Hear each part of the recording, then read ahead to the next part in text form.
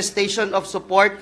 May we recognize the distinguished gentleman from Davao and Batangas province, no other than Senator Christopher Bongo. So Mr. President. Before we recognize them, we'd just like to once again welcome back Vice President Sara Duterte, and of course the DepEd family. I made a mistake earlier when they came. I said the DepEd family, it was the OVP family pala. So now I'd like to welcome as well the hardworking men and women of the DepEd with us, together with its attached agencies. So we'd like to recognize the distinguished sponsors, Senator Pia Cayetano, and to make a manifestation, our distinguished colleague, Senator Christopher Lawrence Bongo. Please proceed. Mr. President, my honorable colleagues, and of course the Department of Education officials led by Vice President Sara Duterte, magandang araw po sa inyo lahat.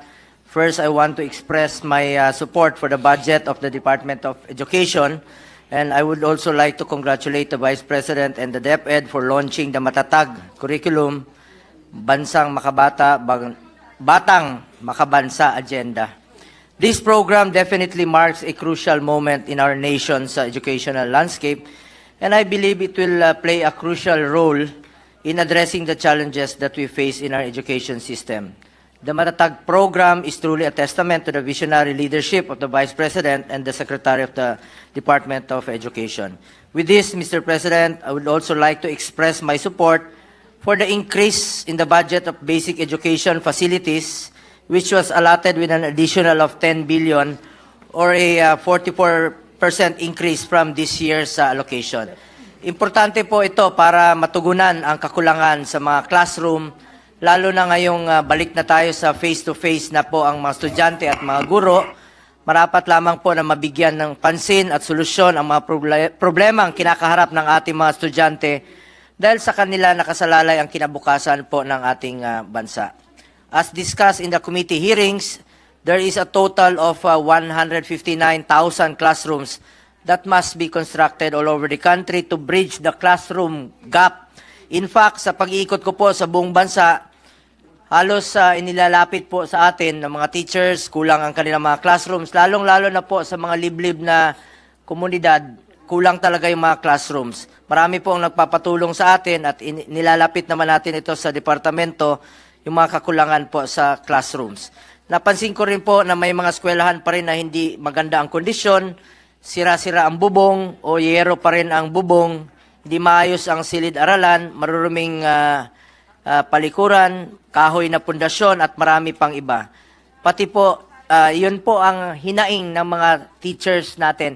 In fact, nung bumoto po ako nung last barangay election, mismo po doon sa syudad, kung saan po ang ating Vice President sa Davao City, marami po mga sementado na mga classrooms, pero marami pang naiiwan na mga classrooms na kahoy po yung bubong, sira-sira yung yero. So talagang kahit sa mismo sa Davao City, kulang pa ang ating mga classrooms. Hinaing po yan ng ating mga teachers. Inilapit po sa atin. I just want to share that when I voted, recently po yan, last October 20... 30. Kailan yun? 30. October 30. I witnessed firsthand the sorry state of the facilities in Buhangin Central Elementary School. May sementado, may kahoy po. Paano po makapag-aral na maayos ang mga bata kung yero po ang kanilang bubong, napakainit niyan, kung kapag tanghali at hindi rin makatulong kapag umuulan. That is why I am with the Vice President and the DepEd in their efforts to improve basic education facilities. And I support, Mr. President, increases in the budget for this program. Second, Mr. President, as DBM Secretary Pangandaman mentioned during the DBCC committee hearing and during plenary interpellations, there is around 17 billion already earmarked for Salary Standardization 6 in the proposed 2024 budget. With this, government workers may expect increases in salary next year. Sana po matuloy ito at isa po tayo sa magsusulong nito at kasama po dito ang ating mga teachers. Nevertheless, I just want to take this opportunity to urge the DepEd to push for the needed increase in salaries and allowances of teachers. Pag-aralan po natin kung anong benepisyo po ang dapat ibigay sa ating mga guro bukod po sa kanilang sweldo. Despite the pressing challenges in public education during the pandemic, teachers were able to adapt and respond to the challenging work situations. They went above and beyond to ensure the delivery of education for their learners. It is therefore just incumbent upon us to recognize their devotion and invaluable contribution to the formation of our youth and society. Additionally, Mr. President, I would like to mention for the record the reduction in the proposed budget of the National Academy of Sports. As one of the authors of this law, along with the sponsor, Senator Pia Cayetano, Senator Sani Angara, and Senator Win Gatchalian, during the 18th Congress, we want to highlight the importance of NAS in developing the athletic skills and talents of the students in world-class sports facilities, while also focusing on their secondary education. Dito po sa NAS, pwede silang mag-aral, yung mga atleta at the same time mag-training, pwede po silang mag-training at the same time mag-aral. Wala pong masasakripisyong oras. Despite the additional budget for capital outlay and personal services in the committee report, hope we could find ways to further support the provision of scholarships of National Academy of Sports.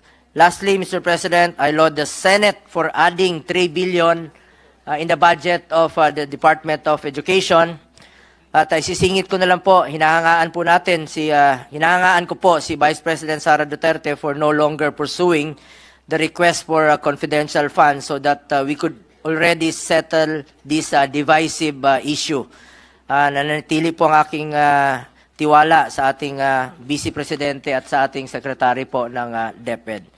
Iisang boto lang po ako dito sa Senado, pero bilang kasapi po ng Senate Committee on Basic Education at Vice Chair po ng Committee on Finance, ang position ko, kung ano man po ang tinanggal na budget sa DepEd, dapat itong ibalik sa pamamagitan ng mga programa na makakabenepisyo sa mga kababayan natin, lalong-lalo na po sa mga classrooms na backlog natin. At ang makikinabang po dito dapat yung mga kababayan nating mahihirap.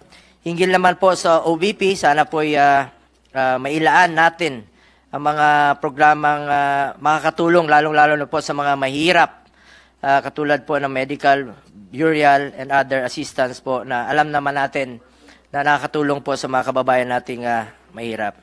Ngayon na isinasaayos na natin ang budget para sa susunod na taon, uunahin na po natin sana ang trabaho, unahin natin ang pagserbisyo at tulong po sa mga mahirap nating kababayan.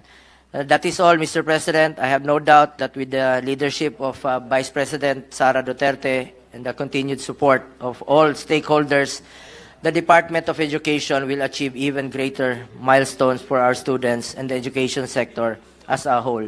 Maraming salamat po, Mr. President.